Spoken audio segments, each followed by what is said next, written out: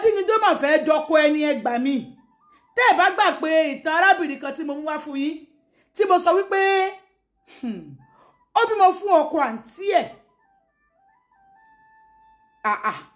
ilé ọkọ ló wà o ó bímọ fọ́kọ àǹtí ẹ̀ ní ìsìn òun àtọkọ ẹ̀ ti kúrò lọ́dọ̀ nílé àwọn ọkọ àǹtí ẹ̀ ní compound wọn àwọn náà ti lọ gbalé nígbà tí gbé aṣọ fún wọn lórí ètò yìí pé kí wọ́n kúrò ń bẹ̀ òní number one solution sí problem wọn tó bá ti wá kúrò lọ́dọ̀ ilé ọkọ àǹtí wọn tán as in ilé àǹtí wọn tó bá ti kúrò ń bẹ̀ tán yes number one solution nìyẹn ẹni tí ibi iṣẹ́ ọkọ àǹtí wọn náà kí wọ́n kúrò ń bẹ̀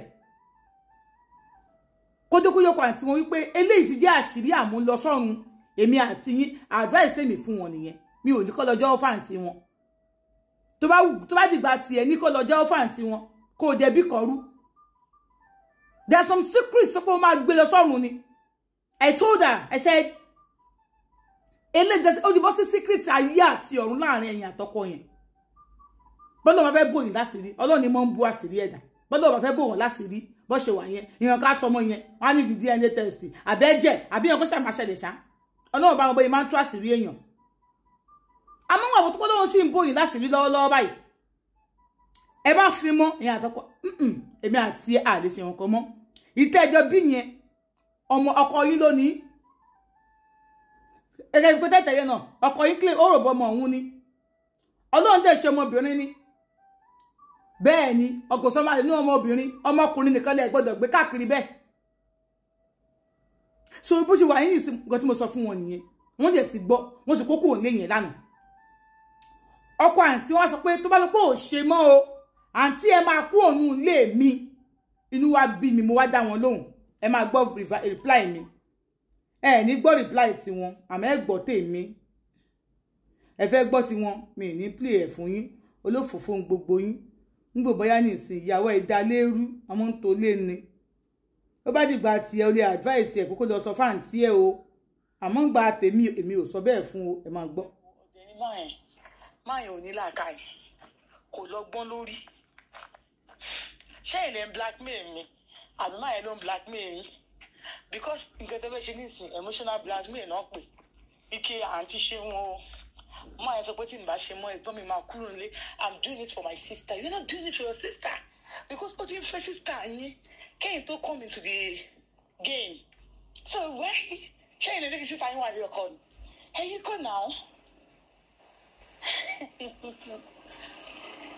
tí ó bá máa jáde yín lójú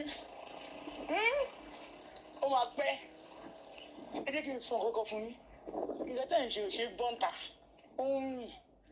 èmi kọ́ ní ìdájọ́ pé èmi ò kí ń blame èèyàn ní nǹkan tó pọ̀ jù torí pé ọ̀bẹ ti bá yín lọ́wọ́ náà egbò yẹn ni káwé kò jiná my dear sister you have your option ẹ sọ fún ẹ stop ẹ ok ẹ move out nísìnyí àbí number one step nìyẹn ẹ má worry.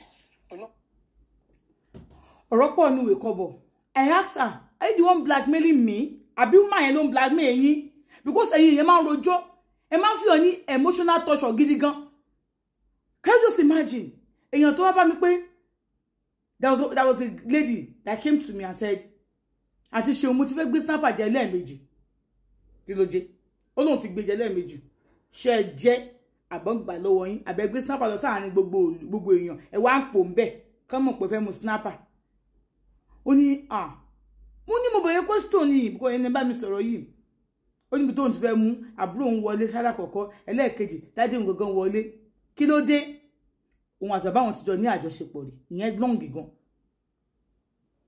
ẹ jẹ́ kí n wá sọ́dọ̀ yìí and she came gbàtí mo sọ fún pé ẹ̀yin kọ́ ló máa já kọ̀ọ̀kọ́ ẹ̀yin kọ́ ni ẹ̀kejì ẹ̀yin dẹ̀ kọ́ ni last person tó máa ṣẹlẹ̀ sí ó ń ṣẹlẹ̀ bẹ́ẹ̀ ó ti ṣẹlẹ̀ ná kẹ́ ẹ para ẹ̀yin kọ́ ni the next thing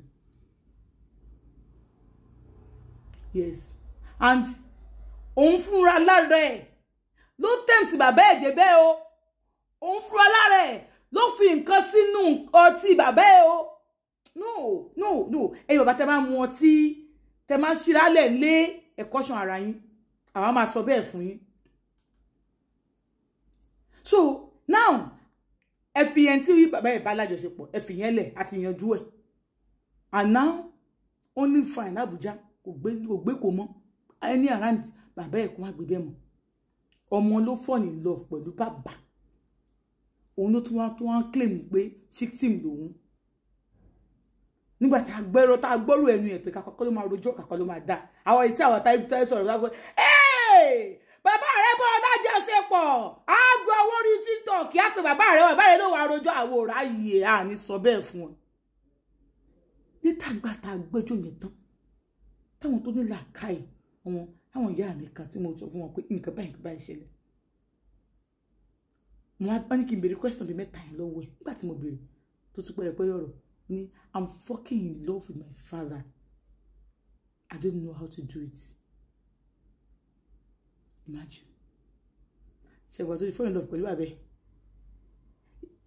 Ìyá a máa dáná, á lọ máa fi kerosene sínú oúnjẹ ìyá ẹ̀ just because ó fẹ́ kí bàbá òun complain kó àti ìyá òun jà. You don't know. Aláwọn astrologist máa sọ̀rọ̀ fún. Wọ́n á wò kí ni nǹkan tó lè fà, kí ni month yín, kí ni month bàbá yín, kí ni date bàbá yín. We go as far as that. Láti check àwọn nǹkan. Tá bá ń sọ fún yín, ẹ̀yin máa wọ boxer káàkiri gbogbo inú ilé mọ́. Bàbá mi òkú gbóòlà lóní. Ọmọ ẹ̀ mọ size òkú ẹ̀. Nonsense. Ibẹ̀ kọ́ là ń lọ lẹ́yìn. Please, my sister. Ẹ kúrò ní ibẹ̀. Ẹ sọ fọ́kọ sister yín pé ẹ ṣe mọ́. Ọ̀rọ̀ tí mo sọ yẹn dùn sister yẹn. Kí ni wọ́n ṣe? Wọ́n ní okay, àwọn máa get back sí mi. Message tí wọ́n send sí mi kan báyìí, wọ́n delete ẹ̀. Gba tí mi dẹ̀ ní ìdẹ̀. I don't give people reference. I don't need to. Ẹyọ kan ni o. Don't type fún mi pé ọkọ sister wọn sọ pé kinní kan, wọ́n delete ẹ̀. Please. Ẹ jọ̀ọ́. Ẹ ṣé.